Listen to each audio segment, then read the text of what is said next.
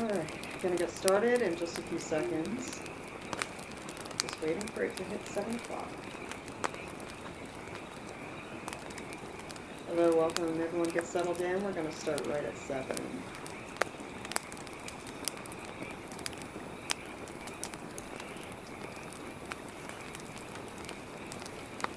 I am live streaming this using multiple devices, so I may be looking back and forth between cameras.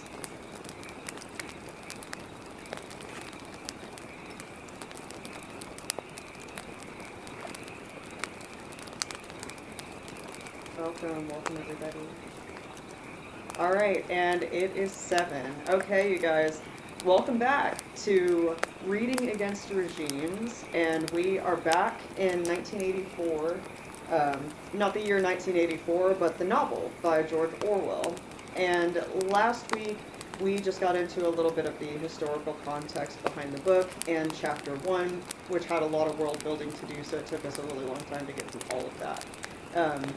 This week we are actually going to be getting through chapters 2 and 3, and again we're covering 6 themes just like we did last time. That's not a number I'm trying to do specifically, it's just what happened as I was reading and doing my analysis. Before I start on the themes of the chapters, I'm just going to give us a little bit of a refresher on the historical context of 1984. So George Orwell wrote this book largely criticizing Stalin's regime as he was the dictator of the USSR from 1929 to 1953. And the book also includes some allusions to the Nazi regime in Germany from 1933 to 1945. So basically this political dystopian novel is mainly criticizing totalitarian military police kind of states. And we still see just so much of that connecting to what we're seeing in the U.S. currently, and so that is what I'm going to be primarily comparing it to, because I live here in the U.S., and this is what I'm experiencing, and this is what I am wanting to speak out against. Is the tyranny that we are facing and the uprise of fascism. So, let me pull up all my stuff here. I want to make sure that I have my chat's amazing. Oh, hi, Allie. I'm just now seeing your comment. I'm just now getting everything pulled up, all my notes and everything. And I'm just about to dive right into it. So the first theme of chapters 2 and 3 is again, the dilapidation of the Victory Mansions. We talked about this in chapter 1 because Winston did provide a pretty detailed description of the Victory Mansions, which is the apartment complex that he lives in, as well as the surrounding slums. So, again, we're harping on how dilapidated these apartments are, which, of course, when we refer to newspeak, which is the language that the citizens in 1984 are dumbed down to speaking, newspeak would also be a reason why these are called Victory Mansions, because they do a lot of this gaslighting, this very open gaslighting, where they just outright call things that they are not. So obviously these are not mansions, these are tiny, tiny little dilapidated flats. The historical meaning specifically of the flats was something that I had for us to kind of refresh on. And so the city that this largely takes place in is supposed to be representative of post-World War II London in the 1940s after it was bombed by Germany. The setting that we open up with in chapter 2 is a lady, a neighbor of Winston's, Mrs. Parsons, is knocking on his door because she needs him to help unclog her kitchen sink. And he says, I picked out some different quotes throughout this series for us to read, by the way, but the quote that he said regarding the repair and the Victory Mansions was, "These amateur repair jobs were an almost daily irritation. Victory Mansions were old flats, built in the 1930s or thereabouts, and were falling to pieces. The plaster flaked constantly from ceilings and walls. The pipes burst in every hard frost. the roof leaked whenever there was snow. The heating system was usually running at half steam when it was not closed down altogether for motives of economy. Repairs, except what you could do for yourself, had to be sanctioned by remote committees, which were liable to hold up even the mending of a window pane for 2 years. Doesn't this sound very familiar? Oh, hi, Nix. Thank you so much for the likes. I'm seeing everything. So, doesn't this sound very familiar to what it's like trying to rent in the United States, where we rent these apartments or townhouses or duplexes and whatnot, and they were built just decades, if not a century ago, and they're extremely dilapidated. They've been very poorly maintained. A lot of them still have the same appliances that they were built with, and yet the rent keeps going up. So we're not receiving any upgrades. The rent is just going up year after year for us. Now that's the biggest illusion that I already made in chapter 1. However, this section specifically is talking about bursting pipes, leaky roofs, failed heating system, and that very much reminds me of the freezes that we've been experiencing, specifically in Texas, that's where I am, since 2021. And the freeze of Texas in 2021 that happened that February, that was an incredibly deadly amount of time. And so for the duration that power went out, it was reported by Texas Standard, KUT News, and BuzzFeed News, and probably other sources as well. Those are just the sources that I found to confirm this. They said that the total reported dead in the Texas 2021 freeze was 246. However, also in these sources, they mention that there was this researcher from the World Health Organization, so WHO, who, Karlinski, and he looked into the deaths that were happening as a result of COVID at that point in time, and he was keeping track of the numbers, people that were dying from COVID and then people that were dying from other causes. And he noticed a deviation from the COVID numbers, and so he was actually to estimate that the actual death total was more around 814. So let's compare that again. There were 246 reported dead from the Texas 2021 freeze, but there may be an actual total of 814 dead, according to someone from the World Health Organization. And so that's what these victory mansions are really reminding me of, is just how, you know, in Texas, of course, we're not built for hard winters, and so every time that we have had a freeze since 2021, people have had their pipes burst, they've lost power, all kinds of horrible things have happened. I've experienced those consequences myself. Sid, hi, welcome! I think you're really going to like this. I hope you're able to stick around for a little while. Now, I don't want to harp too much more on the dilapidation of the Victory Mansions, because we do have a lot of new themes to cover this time around. So, theme number 2. Oh, I'm so excited for this one. Theme number 2 is mindless devotion. So, there is this mindless devotion of the population in order to support the party's totalitarian presence. So, the setting is that we get into a description of Tom Parsons, Mrs. Parsons' husband, and of him Winston says, "He was a fattish but active man of paralyzing stupidity, a mass of imbecile enthusiasms, one of those completely unquestioning devoted drudges on whom, more even than on the thought police, the stability of the party depended." The thought police, let me remind you, because we did talk about that last week as well, the thought police are literally policing people's thoughts. So anytime that they identify that anyone is even thinking against the party's actions, these people get arrested, and their options are death, or they are sent to a prison camp, a forced labor camp, where they are expected to die. And this is, of course, in reference to actual prison camps that Stalin used to send traitors to up in Siberia, where they have incredibly harsh winters, and people are expected to either freeze or starve to death. Now, we need people who don't question the leadership in order for this tyranny to continue, isn't that correct? So, when we're talking about the Red Cap cult, if you guys catch my drift, they do not doubt or question the orange clown. And their imbecile enthusiasms are ever present when they're laughing and cheering while he's bullying minorities. And they say that he's just clapping back and speaking his mind. Meanwhile, he's bragging about assaulting women. He's bragging about barging into the dressing rooms of Miss Universe and Miss Teen USA pageant contests. Yes, there were pageant contestants from Miss Teen USA who spoke out and said that he had entered their dressing rooms while they were changing.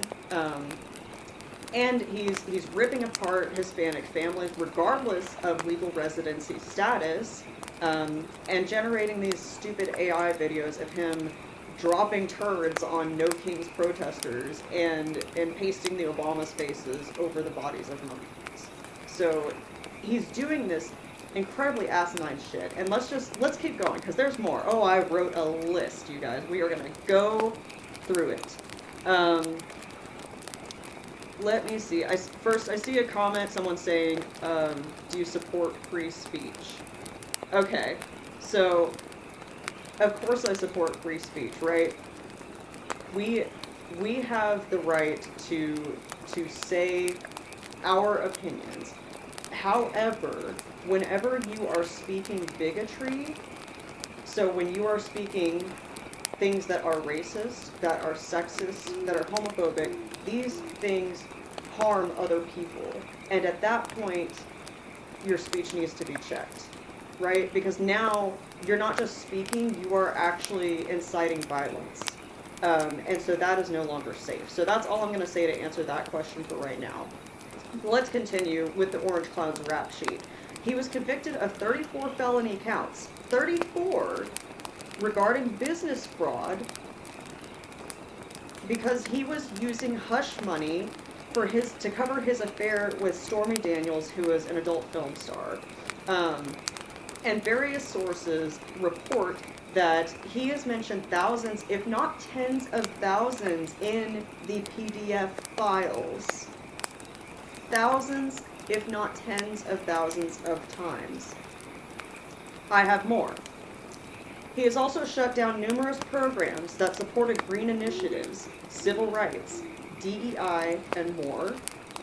And in fact, I was just searching for research to back up this statement, and all I searched was programs that he has defunded. And I saw a link that took me to a document that is on the actual official White House website. And it's called, the title is Cuts to Woke Programs. There is a document on the White House website right now called Cuts to Woke Programs. And the introductory quote on this page says, Trump is committed to eliminating radical gender and racial ideologies that poison the minds of Americans. The president's FY 2026 budget upholds the Constitution by eliminating funding for cultural Marxism. That is... First of all, that's wildly unprofessional. This is supposed to be on a website that is an official government website. This is supposed to be representing the leadership of our country. And they are saying things like ideologies that poison the minds of Americans. Like we are just wimpy little babies who can't think for ourselves, okay? Our minds are being poisoned, okay, by radical gender and racial ideologies. So what is a radical gender ideology? If you really think about it, what's a radical gender ideology? Because as far as I understand, gender is how we feel about our bodies, what feels right to us, and we're not pushing this on other people. We're not saying, okay, you need to be like, this doesn't, and I'm talking from the people who want to talk about gender. They're not trying to tell people what gender they're supposed to be. There are definitely people telling us what gender we're supposed to be, but we're not doing that back. So I don't understand. I really don't understand what a radical gender ideology is. But anyway, so this is just something that's being called out. It's calling out our woke propaganda or whatever, because we want to talk about gender and acknowledge the fact that there are many different genders that in existence, and that people can identify those for themselves. So anyway, so this document, I know this video is getting uploaded to YouTube later on, so I can go and I can add the link to that document because I did save it so that you can just go directly to it, because I tried to go through the White House website and I could not find it that way. I only found it indirectly by a search by chance. So anyway, this is on the topic of the theme of mindless devotion that we've been talking about. So the mindless devotion of the people who were supporting the party in 1984, and comparing them to the Red Cap cult, because they, like, you have to be completely mindless and completely ignoring everything that is happening right now in order to continue supporting the Orange Cloud. You just have to be completely mindless. I don't know what else can I say about that? Being bigoted and just being so open about it too, at that. It really blows my mind. And honestly, I shouldn't even sit and try to think about it too hard, because I'm gonna give myself an aneurysm. Let's just move on to theme number 3. And theme number 3, this one I don't have as much to say on. The theme number 3 is indoctrination of youth. And so, while this is a thing that we can be concerned about, because of course we don't want to be messing with our children's education. We want to make sure that they are actually learning all of the facts. We want to teach them to be kind to other people, and we want to teach them about equality and things like that. However, if the generation that we're talking about that's being raised right now is Gen Alpha, then most of them, I think, are being raised by millennials, if I'm not mistaken. And if that's the case, I'm not so worried about them. Because if millennials are raising kids, we're the ones who have been really going through the hardship from the beginning. We got like a little taste of what nice life was, and we were given all of these promises about grand futures, and we had everything taken away from us. So we're the ones, I feel, who are most clearly seeing the situation for what it is. But let's talk about the indoctrination of youth, because this is a theme that appears in chapters 2 and 3.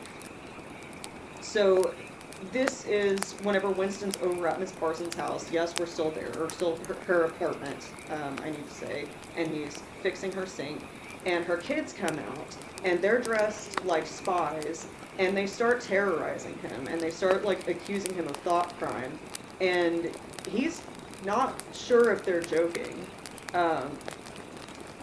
And here's a quote that I pulled that says, from 1984, it says, "It was almost normal for people over 30 to be frightened of their own children, and with good reason, for hardly a week passed in which the Times did not carry a paragraph describing how some eavesdropping little sneak, child hero was the phrase generally used, had overheard some compromising remark and denounced his parents to the thought police."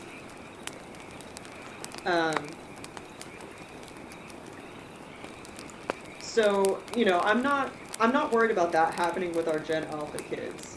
I'm not worried that they are going to be, like, turning us over to military police. Let's hope that that's not a thing that we have to deal with. But anyway, so this is a thing that's happening in the fictional world of 1984. But what I do want to talk about in terms of youth, though, is that kids are not born bigoted. Kids, they don't care what race or gender people are. They don't care who loves who. And they wouldn't even have a problem with anyone worshiping a different god or deity from them if their parents weren't telling them everyone who thinks differently is an evil sinner who's going to hell. You know? It's their parents that teach them those things. Parents teach them to hate and to be nasty. And so it's really important. What I wanted to talk about with the indoctrination of youth is that even though we may not be worried about our kids turning us over to militarized police forces, and I'm so sorry. I lost my train of thought because someone is trying to pester me in the comments on the other side, and they're trying to be like, why are you going to do live if you're going to ignore your only viewer? No, I'm ignoring you because you're just wanting to try to undermine everything that I'm saying. That's all that you're trying to do. You're just trying to say Trump is a puppet, and so talking about him misses the point completely. I've been seeing what you're saying, and I'm not going to talk to you. So anyway, indoctrination of youth, we just want to make sure that we are teaching our kids kindness, and that we are teaching them acceptance and tolerance. And that's pretty much all I have to say on that point. Theme 4. This is the wars that we pay for, and it's actually going to be connected to Theme 5, which you'll see in a little bit, but the wars that we pay for. So, in this section of the book, the telescreen announces that they have won a glorious victory against Eurasia that may end the war soon. But also at the same time, right after that announcement, they say, okay, but chocolate rations are going to have to be reduced from 30 grams to 20. And that feels a lot like what we're dealing with right now with the war against Iran. So currently, the Orange Clown is demanding $200 billion to keep funding this war with Iran. And ever since he's launched into it, within the span of 2 weeks, our gas prices have jumped approximately 80%. And this is based off of my calculations of my local area and also seeing numbers that other people have said in different states and different cities. But approximately 80% I have seen in my own area within 2 weeks. And even though that's not like a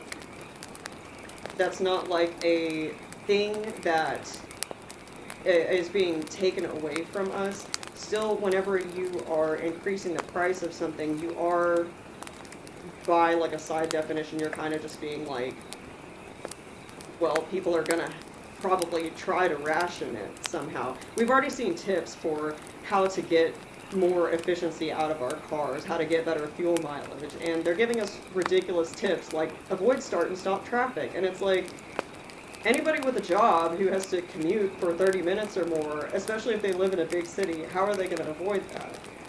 And you make us, if we're not able to reduce the amount of gas that we're purchasing, then guess what? We're going to have to reduce other things in our lives. We're going to have to reduce the amount of food that we eat. We are not going to be able to pay for certain things that we need, like new clothes or new medicines.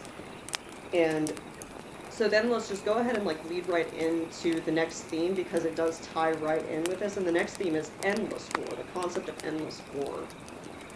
And in 1984, it says, Winston could not definitely remember a time when his country had not been at war. It also says later, since about that time, war had been literally continuous, though strictly speaking, it had not always been the same war. That actually directly compares to what we are experiencing in the U.S. So I wanted to just kind of take a look at, I was just trying to look at wars that have happened in the 2000s up to now. And what I found was the U.S. has actually continually been at war since 2001. We have constantly been at war somewhere in the world since 2001 without a break. And I'll kind of mention, I decided to list some out. These are just ones that are commonly talked about. So I'm not going to go through every single war that we've been in since 2001, because that would be a really, really long list. But the war in Afghanistan from 2001 to 2021, Yemen from 2002 to present, Iraq War 2003 to 2011, and then again in 2014 to 2021. Pakistan 2004 to 2018, Somali Civil War 2007 to present, Syria 2014 to present, Russo-Ukrainian War 2022 to present, Gaza War 2022 to present, and then of course the Iran War starting this year. So we are currently in multiple wars and have been in multiple wars for many, many years at this point. And that directly alludes to 1984 with him saying that war was just, it was continuous and he couldn't even remember when they hadn't been at war. Because we can't. We can't remember. A lot of us were really, really young.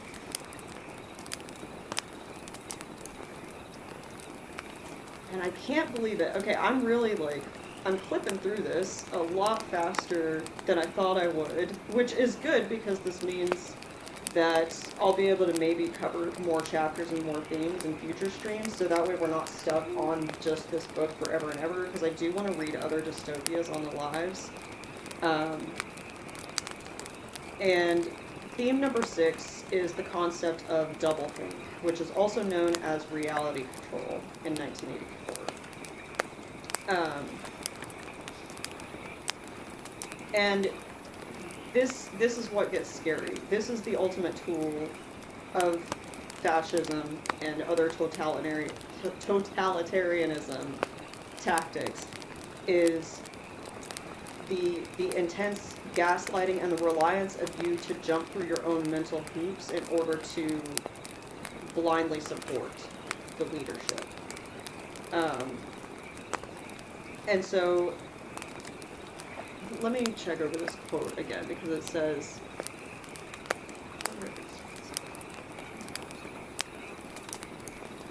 okay, so one of the things that the book says about doublethink, it says, quote, "And if all others accepted the lie in which the party imposed, if all records told the same tale, then the lie passed into history and became truth. Who controls the past," ran the party slogan, "controls the future. Who controls the present controls the past." So that's pretty chilling. Let's see. Okay, I got a question just asking, what's your favorite book to read? That's actually a complicated question for me. I'll get back into doublethink. But I don't have one favorite book to read, I don't think. I've read Pride and Prejudice a few times. I've read The Diary of Anne Frank a few times. But I also just really like reading research books and self-help books, mostly. So there's a book called The First Diet, which is about, diet theory and the food that made us human in the first place. So that's a book that I've really enjoyed reading and that I've pulled a lot of my own nutrition practices from. So I like that kind of thing. I like reading about different herbs, and just different holistic health remedies and exercise and stuff. So I'm probably kind of boring when it comes to the stuff I generally like to read. But thank you for the question. It says, do you like dark romance? Sometimes. But I do want to get back into the themes of 1984 and going back to doublethink and just talking about the concept of rewriting the past. And what we have already seen happen in the U.S., and I'm sure in other parts of the world too, but again, I'm focusing on the U.S. because I'm here, is the whitewashing in U.S. history. So whitewashing has a few different forms, and we've seen it in the idolization of white male figures such as George Washington and Thomas Jefferson, even though they owned slaves, which is a really horrific practice. Whitewashing can be the softening of language around slavery and indigenous genocide. When we talk about colonization, it's really getting brushed over quite a bit, and we're not really letting people set with the absolute horrors of what colonizers were doing to the natives who were living there. Whitewashing can also look like downplaying of minority achievements and even crediting minority inventions to white men. That's been done multiple times. The one example that I can think of, actually, which I should have looked this up before, but all I remember was that, like, the straightening iron was credited to be developed by white people, but the actual technical, like, first invention of the straightening iron was from a black woman who was heating her iron comb on the stove in order to effectively straighten her hair. So that's just, like, one example of many. But another thing, like, another way that whitewashing can actually, like, play into our lives and how it played into my own personal life was that I wasn't even taught about Japanese internment camps at all until I got into college.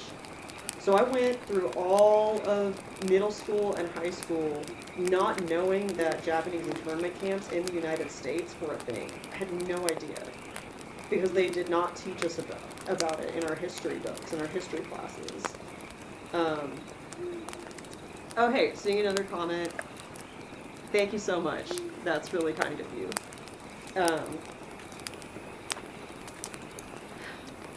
So we see whitewashing. Another example, though, that we are seeing of this concept of doublethink and the reality control of people is we're seeing it with the PDF files right now.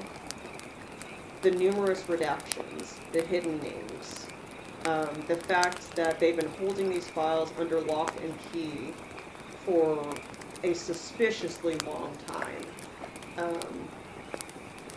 And people are talking about it, and it's starting to actually even get hard to tell who's telling the truth and who's just chiming in. We have victims who are saying they want to compile their own list and come forward, and I really hope that they do. But what's really absurd to me, though, is the fact that these files have been allowed to even be censored in the first place. Aside from the identities of the victims, because we need to protect the victims, right? We don't want people coming after them. But the fact that files are being released and that names are being blocked out, that is not normal. That is not a thing that we should be accepting and saying, yeah, we're just going to let them do that. We're just going to let them get away with that. That should not be happening. The longer that the Department of Justice is allowed to delay the release of these files, the more time they have to hold on to them for editing. And we are hearing that files are being deleted. That's highly concerning. Now, the only hope that I have right now is that there are other countries, other governments, who have access to these files as well, and they are doing something about it. They are arresting people, they are exposing people, people are stepping down from their positions and then getting arrested anyway, which is how it should go. But this is an example of trying to rewrite history. People are covering something up. They're covering up one of the biggest scandals of my lifetime, and the lifetime of our parents. You know, they're covering it up, they're deleting, and they are trying to help bad people get away with horrific things that they have done to children and to women. And I saved a quote, a long quote, to pull from 1984 on the concept of doublethink and reality control. And I want to read the whole quote to you, so please sit and bear with me. This is explaining how doublethink has to work, and I think it's one of the most brilliant descriptions of the mental hoops that people have to jump through in order to support horrible leaders. His mind slid away into the labyrinthine world of doublethink, to know and not to know, to be conscious of complete truthfulness while telling carefully constructed lies, to hold simultaneously two opinions which canceled out, knowing them to be contradictory and believing in both of them, to use logic against logic, to repudiate morality while laying claim to it, to believe that democracy was impossible and that the party was the guardian of democracy, to forget whatever it was necessary to forget, then to draw it back into memory again at the moment when it was needed, and then promptly to forget it again. And above all, to apply the same process to the process itself. That was the ultimate subtlety, consciously to induce unconsciousness, and then, once again, to become unconscious of the act of hypnosis you had just performed. Even to understand the word doublethink involved the use of doublethink.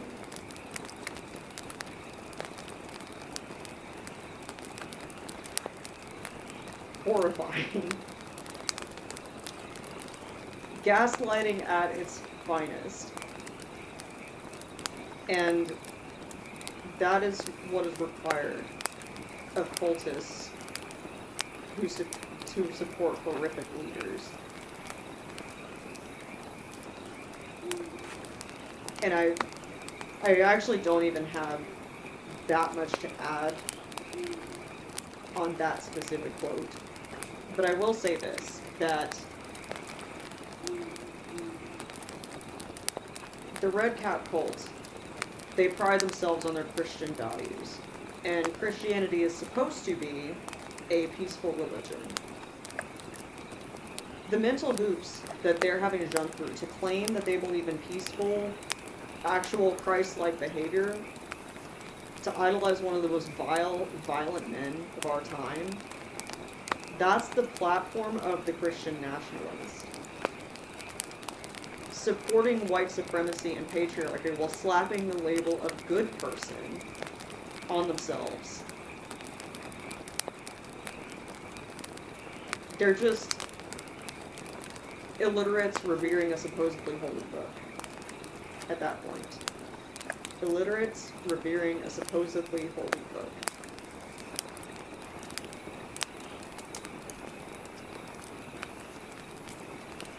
I pulled another quote on this theme. Now I'll go ahead and tuck my little bookmark back in. Because this one's a bit shorter, but said, if the party could thrust its hand into the past and say of this or that event, it never happened, that surely was more terrifying than mere torture and death.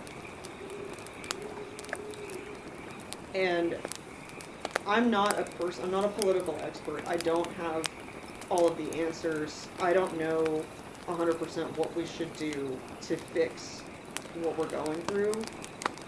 But one thing I did think of is that we need to save documents now. So we need to download news articles from reliable sources and save every video clip that we can find. And we need to preserve our history in numbers. So we need a lot of us doing this and preserving this. And I do think that people are doing this, which is great. But we don't know when the government could take away access to all of it. And if they remove access to historical files, they have the ability to rewrite history. And if they rewrite history, we are most certainly doomed to repeat it. Our literal history textbooks that are required for our kids, they're already compromised. They're already full of whitewashing bullshit.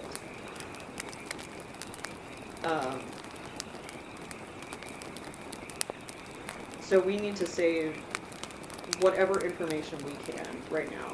Knowledge is power.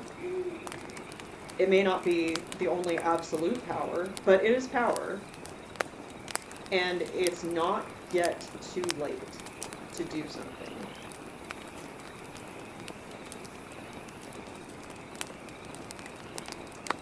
Now, I did have a final thought, which is not really a full theme, that I wanted to end on.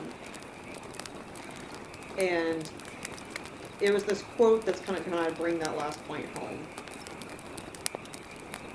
He was a lonely ghost uttering a truth that nobody would ever hear. But so long as he uttered it in some obscure way, the continuity was not broken. It was not by making yourself heard, but by staying sane that you carried on the human heritage.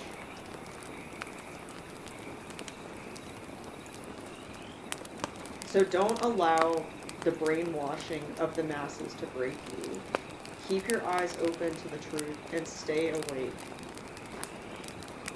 The one thing that is always our own is the few cubic centimeters inside our skull. That is the one thing that is always our own. The few cubic centimeters inside our skull. Another just fragment of a quote from 1984. But we can't continue to be silent. This is why I'm doing this. I am not a person who normally talks about things like this, and definitely not publicly. I have always hated politics. And I mean, the fact of the matter is, you may not do politics, but politics is going to do you. And that's exactly what's happening. I've been enduring such hardships in adulthood trying to find my way as a disabled person, as a chronically ill person. And I won't get super into it, but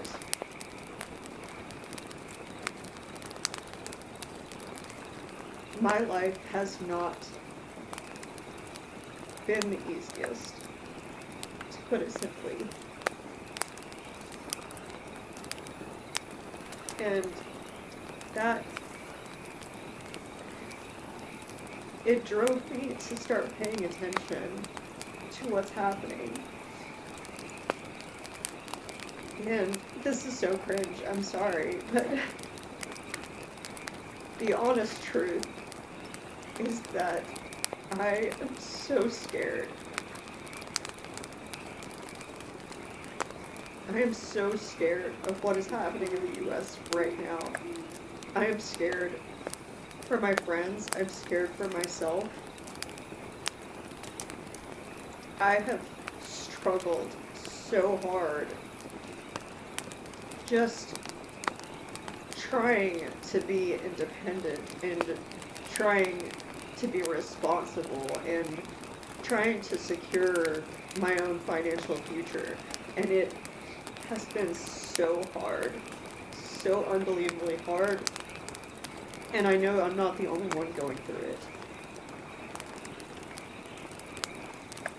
I am doing this stream because horrible things are happening to perfectly good people. And I don't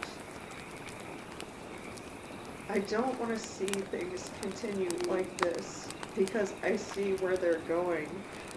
That is why I am reading books like this. That's why I started with 1984, because it is the most realistic depiction of what could actually possibly happen to us. And it is so, so important that we do not stay silent. It is so important that we resist. It is so important that we fight back.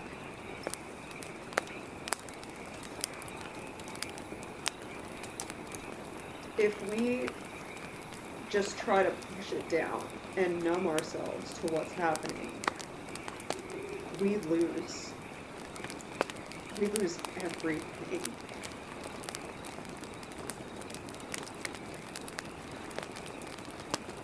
And so I'm gonna try to stop crying.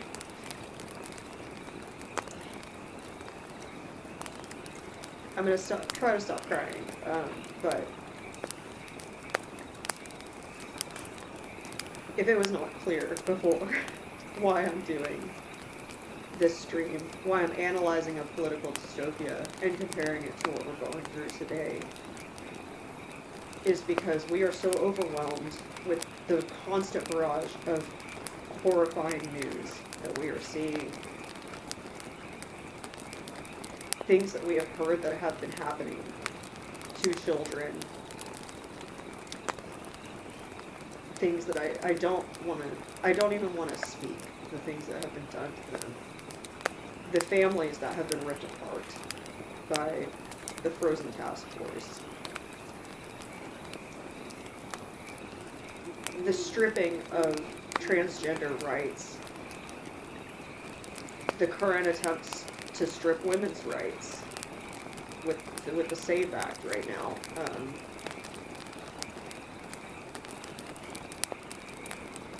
We are living in a white man's world. We are living in a tyrannic world. We are heading towards fascism. And if we go numb, if we don't do anything, this does not go away. This gets worse. And if you know anything about history at all, you don't want to see this get any worse.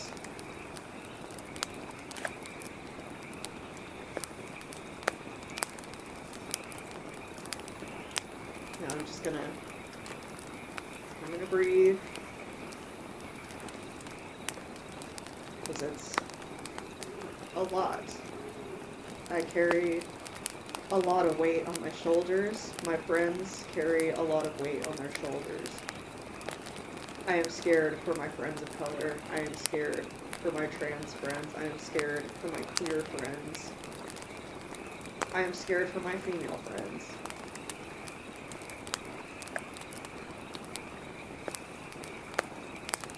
But I can't stay quiet. I cannot in good consciousness stay quiet. And you shouldn't either. So please do not give up. Please keep your eyes open to the truth. Pay attention to what is happening as much as you can stand it.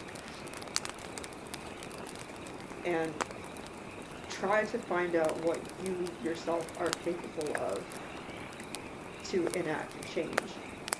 Are you capable of voting? Are you capable of attending protests? Or are you capable of doing a live stream like this to talk about it?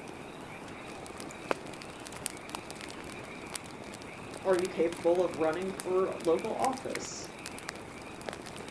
You know, what can you do? What community can you join and be a part of to help enact change? Because it is up to us. It is unfortunately and unfairly up to us to fix this, if it can even be fixed.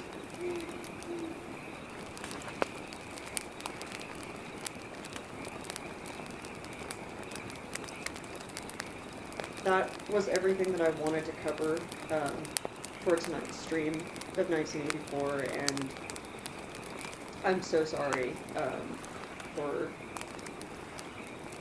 getting super emotional. I know I shouldn't be sorry, because that's just the reality of the situation. But I hope that my words reach people, and I hope that bringing more of this information to light, I hope that this inspires someone out there who is capable of doing more than I can. I'm very sickly, so I can't really attend in-person protests. Like there's not much that I can do that I'm like physically capable of doing, and this is the only thing that I could think of. I'm like, okay, what's an easy way to reach a bunch of people and to talk about them, or to talk to them about what we're experiencing. I figured that this is better than nothing. This is better than me just sitting around doing nothing. But yeah, I'm just here hoping to inspire change. Alright, well I think that is enough for tonight. It's about to be 7:50. I've covered all of the themes that were on my list. And yeah, I hope you guys have a good rest of your night. And I hope that we get some kind of good news this week. Any kind. Nothing is too small. Good night.